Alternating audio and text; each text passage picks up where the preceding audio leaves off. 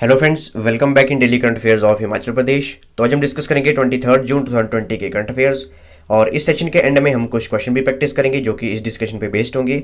और अगर आपको इस सेशन की पीडीएफ चाहिए तो आप मेरे टेलीग्राम चैनल से ले सकते हैं, जिसका लिंक मैं डिस्क्रिप्शन बॉक्स में दिया हुआ है, या फिर आप टेलीग्राम पे सर्च कर सकते हैं हिमाचल सक्सेस बुक, और वहाँ पे भी आप इस सेशन की पीडीएफ प्राप्त कर सकते हैं।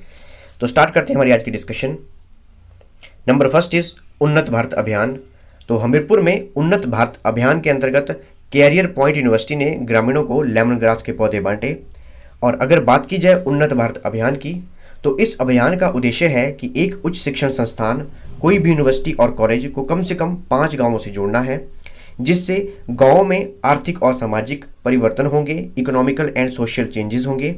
और इस योजना के तहत यह उच्च शिक्षण संस्थान, जो भी यूनिवर्सिटी और कॉलेज है, वो गांवों को डेवलपमेंट एक्टिविटीज़ में हिस्सा लेने में भी प्रमोट करेंगे।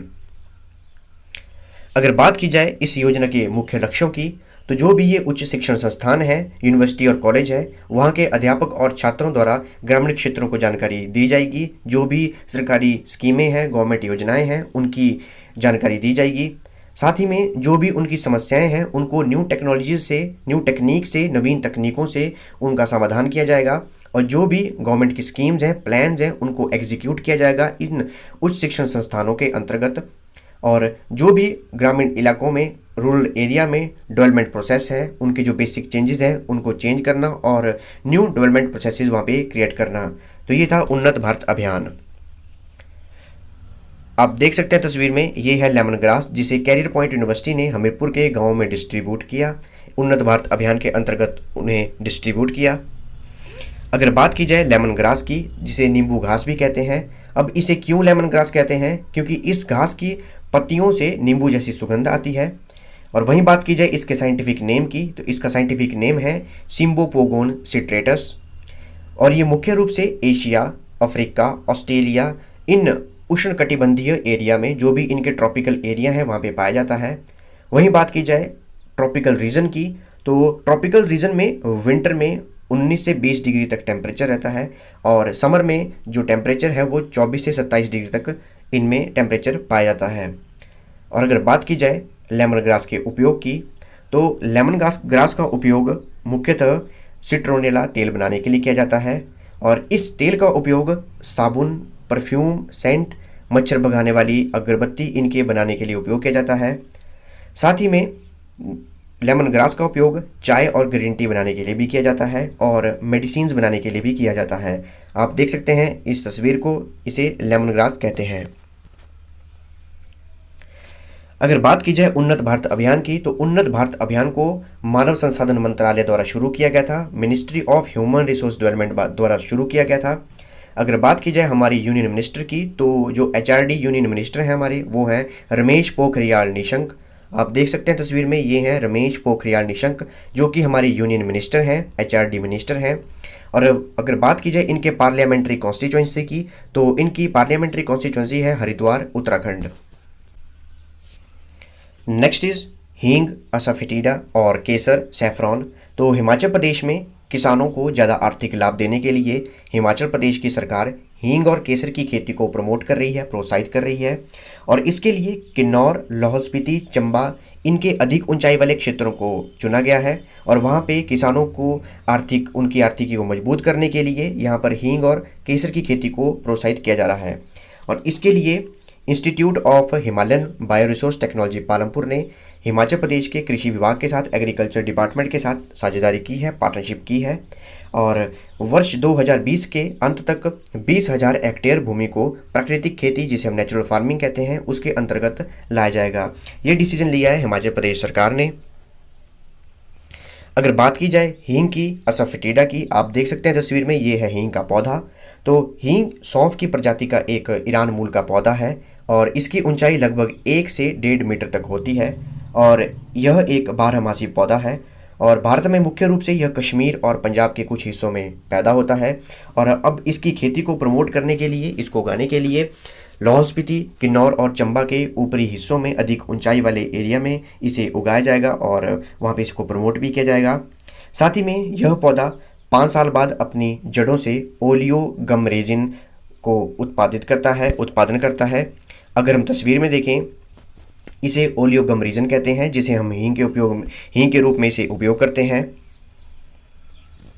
और इसके उत्पादन के लिए लगभग 750 हेक्टेयर भूमि को कवर किया जाएगा।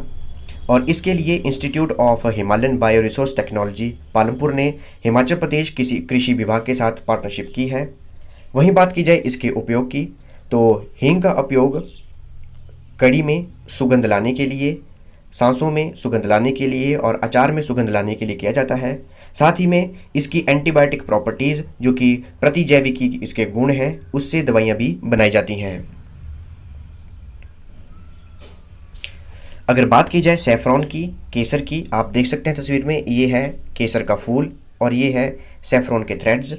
तो केसर सैफरॉन एक मसाला है जो कि डिराइव्ड होता है सैफरॉन क्रोकस फ्लावर से, और सैफरन क्रोकस फ्लावर से इसके स्टिग्मा और स्टाइलस को अलग किया जाता है, उसे सुखाया जाता है, ड्राई किया जाता है और उससे सैफरॉन थ्रेड्स तैयार किए जाते हैं।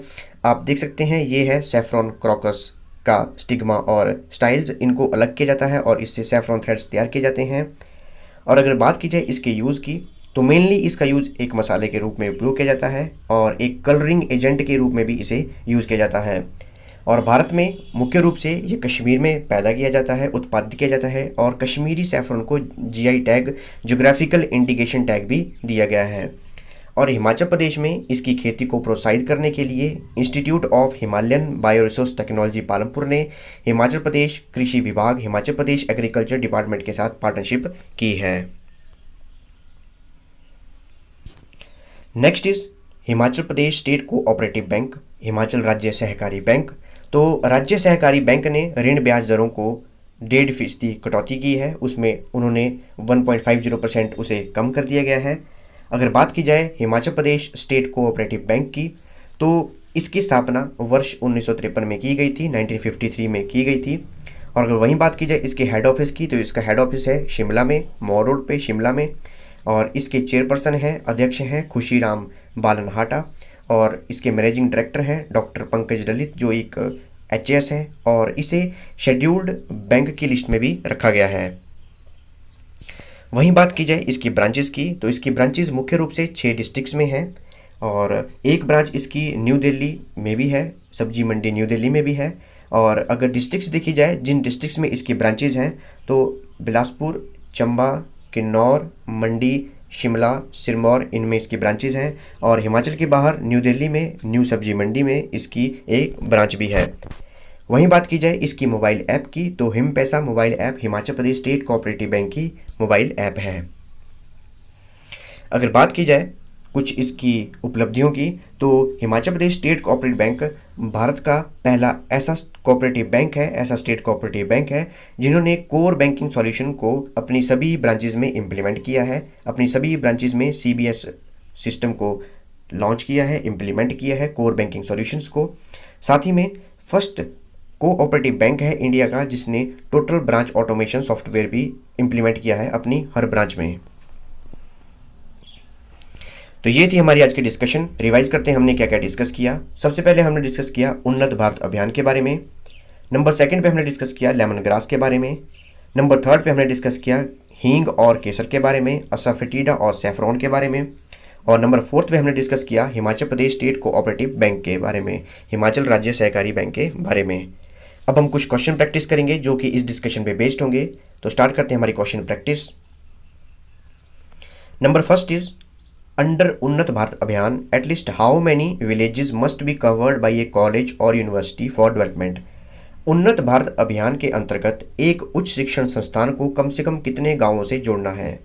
तो ये है हमारे 4 ऑप्शंस और आपके पास 5 सेकंड इस क्वेश्चन को अटेम्प्ट करने के लिए। अटेम्प्ट कीजिए, आपका टाइम शुरू होता है अब।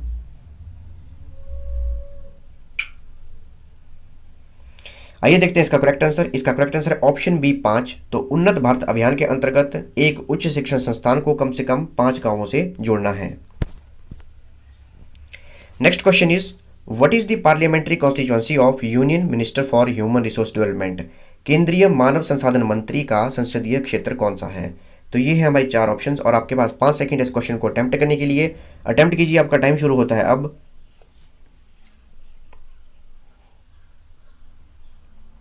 आइए देखते हैं इसका करेक्ट आंसर। इसका करेक्ट आंसर है ऑप्शन सी, हरिद्वार। हरिद्वार उत्तराखंड, जो हमारे मानव संसाधन मंत्री हैं रमेश पोखरियाल निशंक, उनका संसदीय क्षेत्र है। Next question is, with which institute Himachal Pradesh Agriculture Department has done partnership for production of asafoetida and saffron? हींग और केसर के उत्पादन के लिए हिमाचल प्रदेश कृषि विभाग द्वारा किस संस्थान के साथ साझेदारी की गई है? तो ये रही हमारी 4 ऑप्शंस और आपके पास 5 सेकंड इस क्वेश्चन को अटेम्प्ट करने के लिए। आपका टाइम शुरू होता है अब।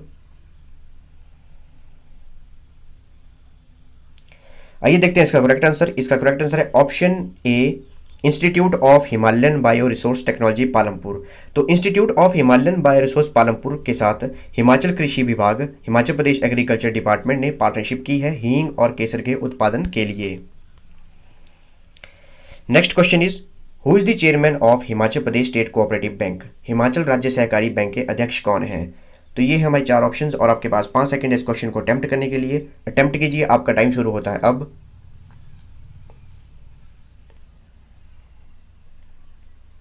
आइए देखते हैं इसका करेक्ट आंसर। इसका करेक्ट आंसर है ऑप्शन डी, खुशीराम बालनाहाटा। तो हिमाचल प्रदेश राज्य सहकारी बैंक के अध्यक्ष हैं खुशीराम बालनाहा।